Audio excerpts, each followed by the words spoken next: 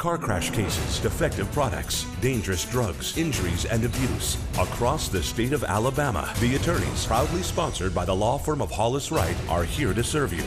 Your tough legal questions answered by our experts. The attorneys with Josh Wright from the law firm of Hollis Wright and host David Lamb. Good evening and welcome into the attorneys. Thank you so much for joining us tonight. We've got an interesting topic of conversation we're about to dive into with a panel of experts. A couple of ground rules for you. We'd love to have you join the conversation. You can do that. The information you see at the bottom of your screen is how you can get in touch with us. Also, Hollis Wright makes available each and every Sunday evening during the attorneys broadcast. Attorneys standing by live to speak with you. That's a confidential, all-fair conversation and a great opportunity to get some awesome free legal advice, so take advantage of that. Leading our conversation tonight is a managing partner of Hollis Wright, Josh Wright. Are you ready for this? Ready. We're ready to dive in. Ready to dive in. You know, so we do some shows on car accidents, and we've never really done a show just like this, which is what do you do afterwards? We get a lot of those questions. We will get texts tonight and calls tonight about, I was involved in this, there may not have been significant property damage or significant personal injury, if any, but what do I do to work with this insurance company? How do I handle my personal injury claim? How do I handle a property claim? We're going to be going through all those topics because those are issues we get all the time. Sounds good. We have an absolute expert involved tonight, Kelvin Howard, who has been on the show before. Kelvin does this type of work on a daily basis, does a great job, and we're glad to have you on, first of all. Thank you for having me. Welcome back, because you've been on before with me. Thank you again. All right, so you've been doing this type of work for a while. Yes, I have. All right, and I'm assuming you get kind of the same questions we get, which is, look, what do I do after an accident? I don't understand what the process is. Yes. They're intimidated by that process.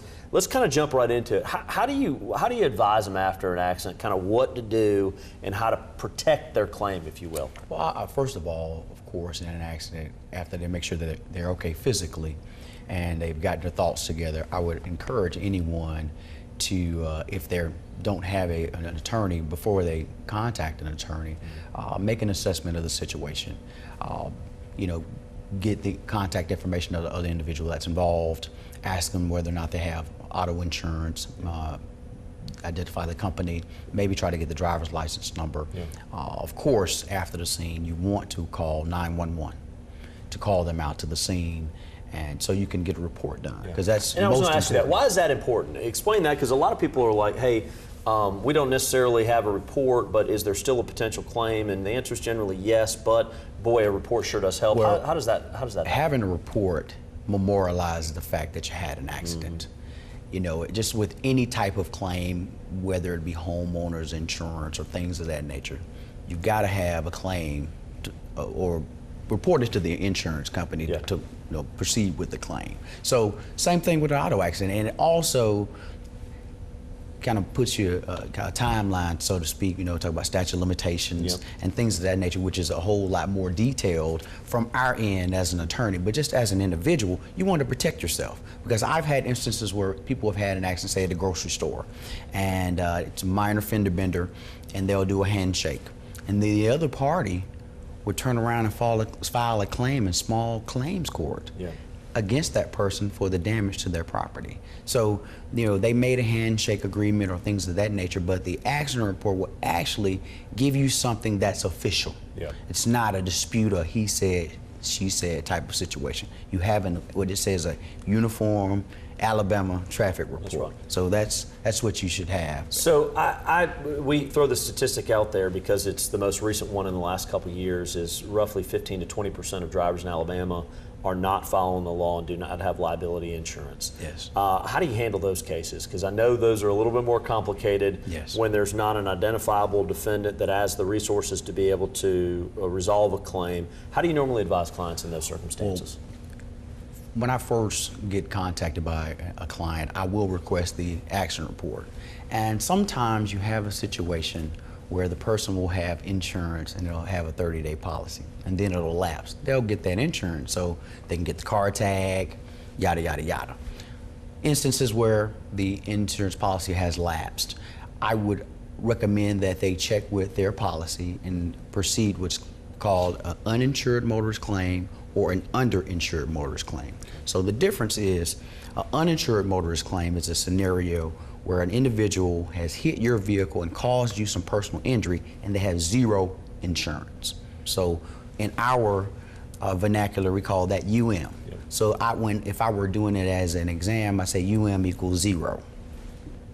For UIM, or underinsured motorist coverage, that's a scenario where catastrophic injuries, the person has not sufficient. So I would use a less than symbol for that, UIM. Yeah. Those are just things that we talk about all the time, and I'm sure people that are involved in our lives are like, what's UIM type of coverage? But that's how I would tell those individuals to proceed, either UM or UIM, and that would be on that individual's own policy. So we've done shows, as you know, on uninsured motorists, in fact, recently with John Spade.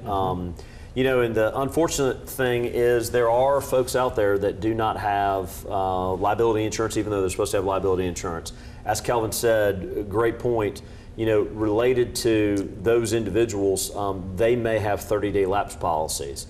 And some people can play the system and they try and maintain a policy, but if you're caught without insurance, you can pay up to a $1,000 fine in Alabama, you can lose your license, and you can have your tag suspended or not be able to be renewed. So there are some significant penalties. Everybody needs to have liability insurance out there, but as Kelvin said, and I agree 100%, to protect yourself on that rainy day where somebody either has no insurance that caused the accident or is underinsured at the time of the accident, you want to have that uninsured motorist coverage. Super important. Got a question here. Even if I think the accident is my fault, should I tell the police officer that? I would say a big no. I would not make any statements or admissions of fault or liability, because I would leave that up to the individual that assigns that, i.e. the police officer.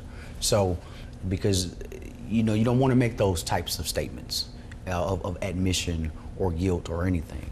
But what I would do is make sure that I do call the police and get an action report. That's what I would recommend, but I would not make any types of statements of fault or liability at the scene. So do you mean make it more recollection of what you think happened, kind of a linear events rather than any admissions? Is that what you're saying? That is correct. Okay. I would just communicate, say, hey, I was sitting at the light and this vehicle struck my vehicle and caused damages. I know we're getting ready to go to break. When we am I wrong? We can do it. Okay. One of the things I want to talk about is, you know, communicating with the officers, good deal. But one of the things I want to ask Kelvin about is, what do you do when the insurance company contacts you? Do you have the same advice about admissions of guilt or liability with the insurance company? Or you recommend they get in touch with a lawyer before that happens? How do you normally handle that? Because I know you see both sides, just like I do. You see people that have already given statements that may have given a statement away their case, or folks that have not given statements that are looking for advice from a lawyer to figure out what to do if the insurance company calls. How do you normally manage that? I always encourage people to contact the lawyer. I know this show, I'd always tell them to call Kelvin Howard or call Josh Wright. That's right. But in all seriousness, the insurance company will make a representation as if they're your friend.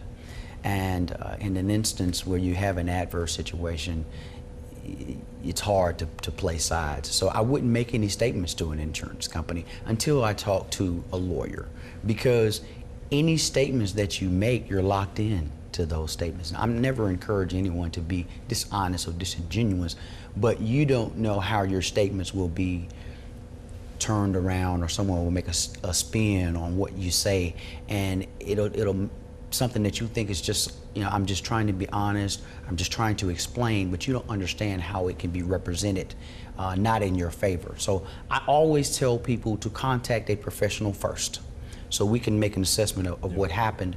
But I always tell my clients, don't make a statement to the insurance company. Yeah, so when we come back, I want to unwrap that just a little bit, and I want to talk a little bit more about how these insurance agents and adjusters are experts in asking questions the right way so that it limits the liability of the person that caused the accident. It doesn't make them necessarily bad folks, but that's what they're hired to do and charged to do. We'll talk a little bit about that when we come back, because I think it's important. Another reason why you want to have a lawyer with a contingency fee arrangement. That sounds good. We'll pick up right there, stepping aside for our first break of of the evening. As we do so, I want to remind you, Hollis Wright on social media, great follow for educational and informational purposes. Check them out there. Just search Hollis Wright and you'll be able to find it. Stay tuned. We're coming back with more of the attorneys after this.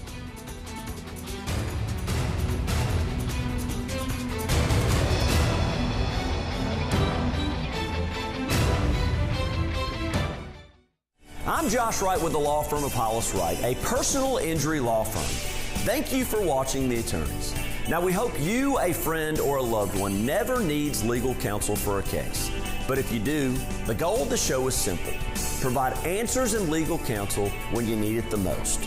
Your call to the show is free, so if you have questions specific to the show or related to other accident or injury-related topics, you can call, email, or text us. Or you can also follow us on Facebook or Twitter, or simply contact us by going to hollis-wright.com and click on the Contact Us link. We know your time is valuable, so thank you for spending it with us watching The Attorneys.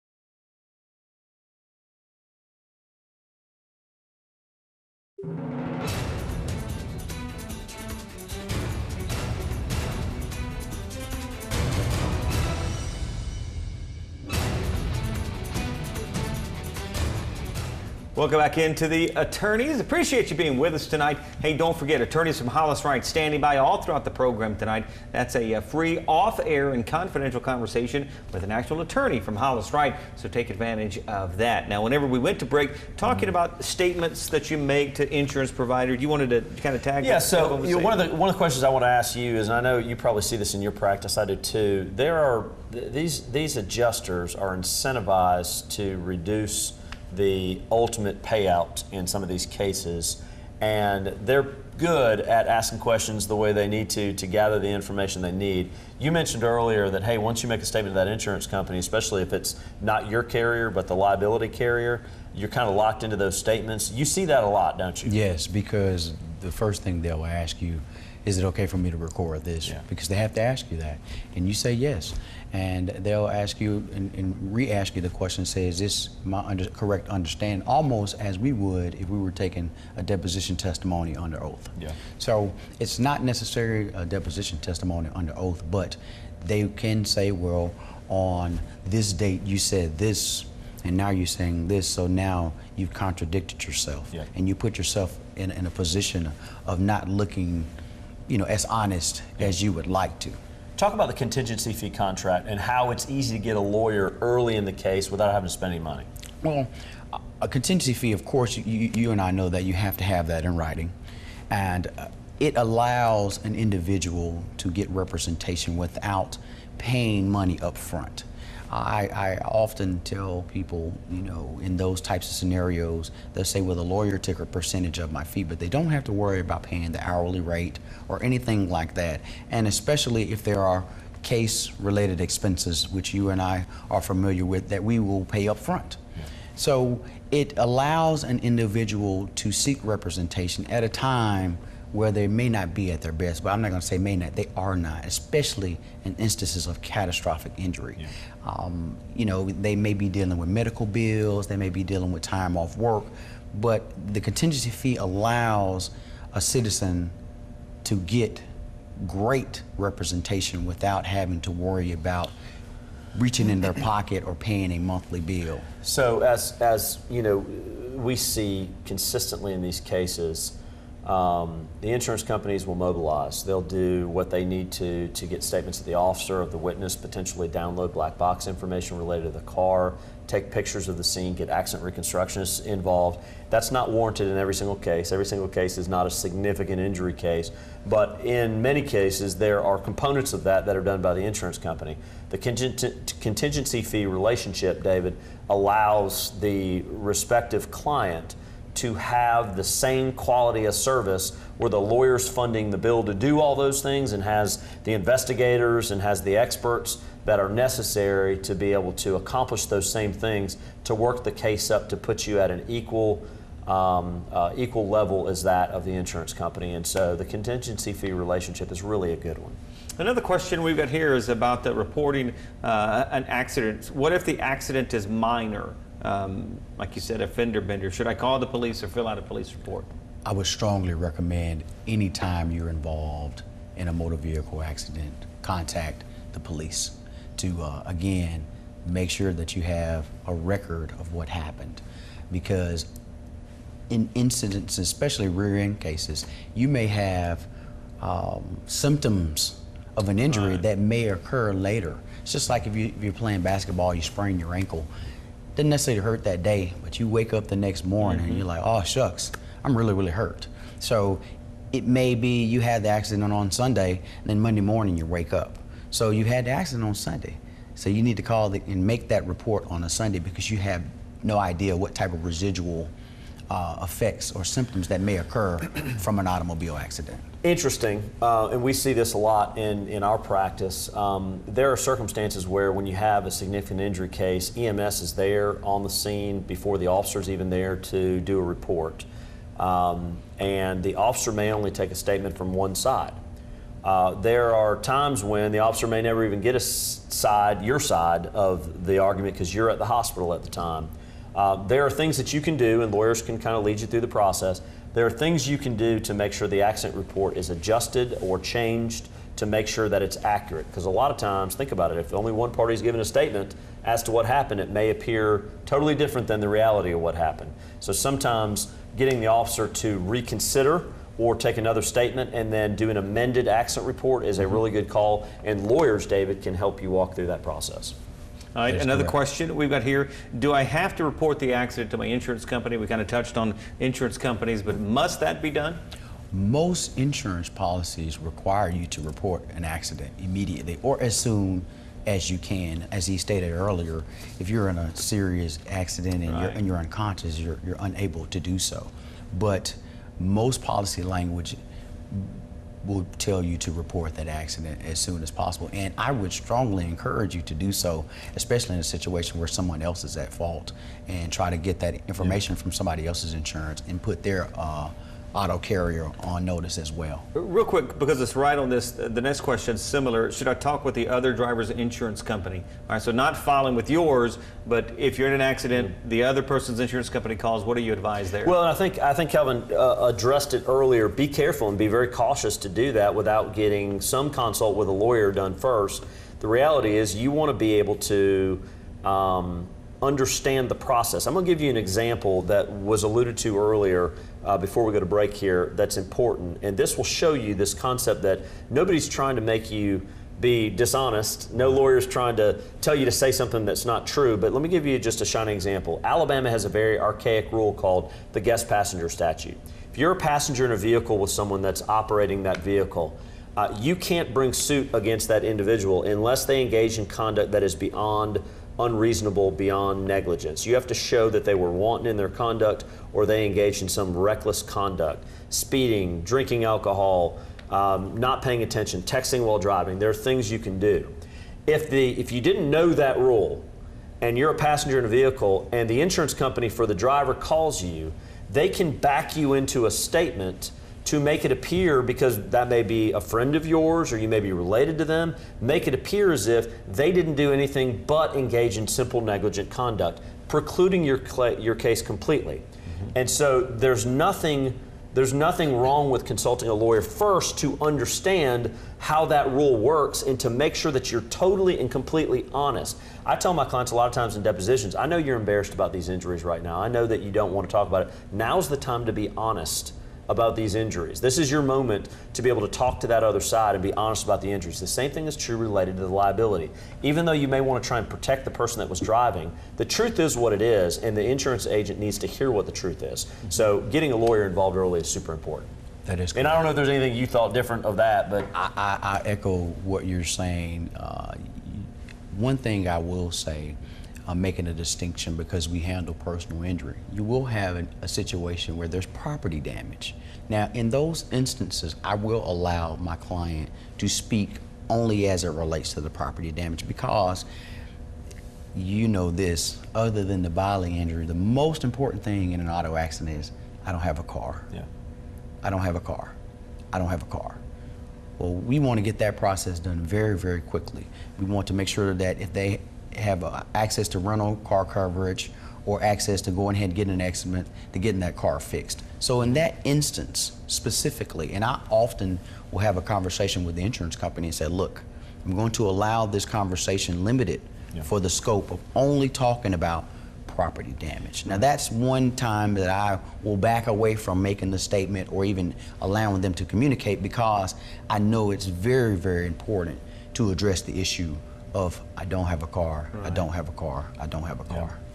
When we come back, because I know we're getting ready to go to break, I want to talk about one small part of this that's not really part of this show, and that is that there are circumstances when you're involved in an auto accident where the injury itself is more related to a product defect in the vehicle as opposed to the accident itself. I want to talk a little bit about product defects and how the injury can be exacerbated or worsened through a product defect, if you will, and why you need to have that case evaluated too. Super important. All right, we'll pick up right there. Let's step aside, our final break of the evening. Just a few minutes remaining. If you want to get your questions into us, we'd love to have them. Stay tuned, more of the attorneys coming right up.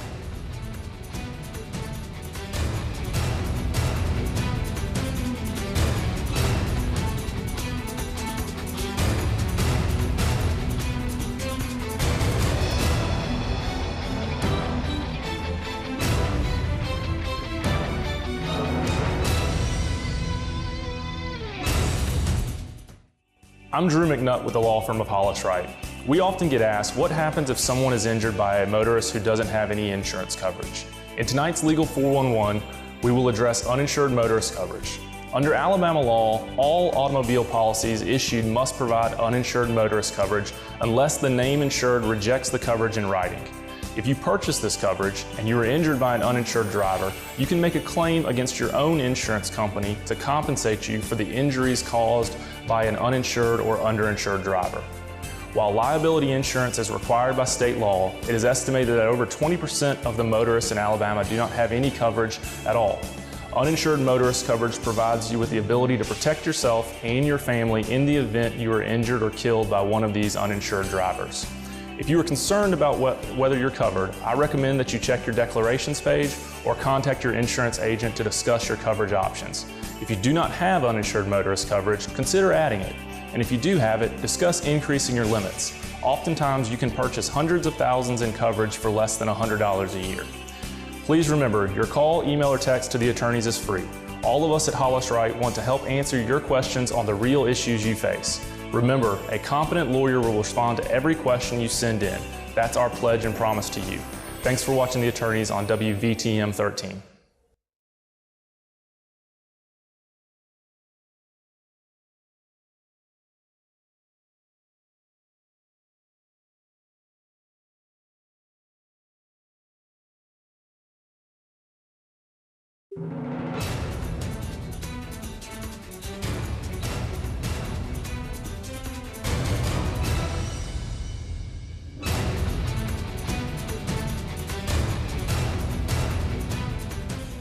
Boy, time flies on this show. Just about 5 minutes remaining. So if you want to speak with one of the attorneys from Hollis Wright standing by live right now, you got a few minutes to do so. So take advantage of that opportunity. Josh? So when we went to break, we were talking just a little bit about products liability. And I don't want to unpack it too much, but let me just say this.